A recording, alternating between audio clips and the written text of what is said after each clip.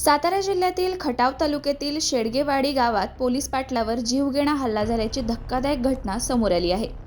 शेडगेवाडी गावचे पोलीस पाटील संतोष विक्रम शेडगे यांच्यावर लोखंडी पाईपने हल्ला करून गंभीर जखमी करण्यात आल्याने संपूर्ण परिसरात खळबळ उडाली आहे।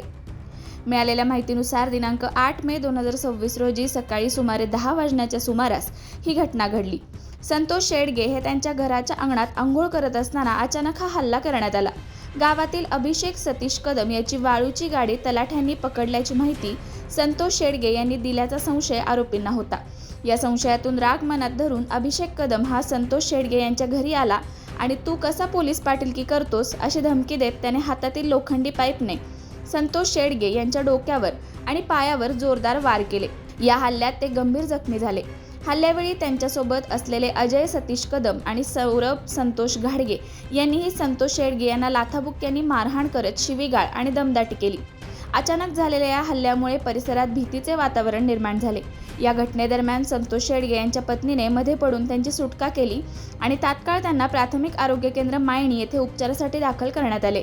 सध्या संतोष शेडगे यांच्यावर उपचार सुरू असून पुढील उपचारासाठी त्यांना सिव्हिल हॉस्पिटल सातारा येथे हलवण्यात येत आहे।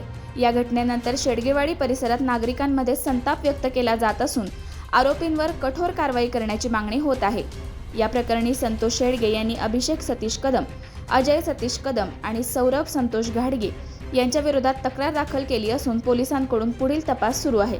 पोलीस पाटलावर झालेल्या या हल्ल्यामुळे कायदा आणि सुव्यवस्थेचा प्रश्न पुन्हा ऐरणीवर आला आहे आणि आता या प्रकरणावर आरोपींवर कठोर कारवाई होणार का याकडे सर्वांचे लक्ष लागले आहे।